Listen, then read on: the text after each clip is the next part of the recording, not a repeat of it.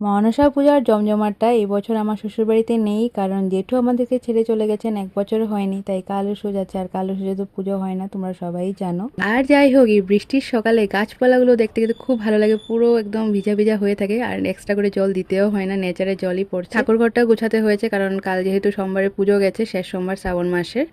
সব বাসন টাসন ধুয়ে এগুলো সব শুকিয়েছে, তারপর সব জায়গার মতো করে রেখেছি। এসব কিন্তু টাইম চলে যায় অনেকটা। এই কুর্তি সেটটা অনেক দিন পরে আজ পরেছি। অ্যাকচুয়ালি আমার পরতে ইচ্ছা করে না, যখন থেকে অনলাইনে অর্ডার করেছি, অনেক কতজনকে যে দেখেছি সেম পরতে। যাই হোক, উপায় নেই, অনলাইনে জিনিস যদি বাবা। তো এই দেখো আমার আসল রূপ। শুধু রান্না করেই না ভাই, অফিসও এরকম হাল হয়ে যায়, চুল টুল উড়ে ঠুড়ে সবারই একই হাল।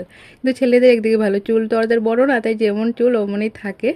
তো সত্যি হেকটিক ডে ছিল। তো রাত্রেবেলা বেরিয়ে পড়লাম অফিস থেকে। আর দেখো এখন একটু সুন্দর করে ফ্রেশ হয়ে নিয়েছেন। কেউ বলবে অফিসে কতটা হেকটিক ডে গেছে, বা ঘরে যারা রান্নাবাড়ি করে সারাদিন ওদের কতটা হেকটিক যায়। সবাই সামনে সুন্দরভাবেই আসে, কিন্তু মানুষ ওটা দেখে বোঝে না, ভাবে কি বা লাইফটা তো কত ভালো, কিন্তু এটার পিছনেও অনেক খাটনি থাকে। আমাদের পাশে এক জেঠুর বাড়িতে এসেছি মনসা পুজোর জন্য।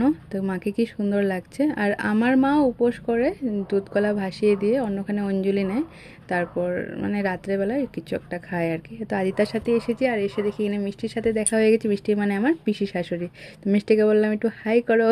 আর আজ আমরা ভেজই খেয়েছি, কারণ বাড়িতে পুজো হোক না হোক সব বছরই তো হয়, তো ওই হিসাবেই। তো চলো টাটা।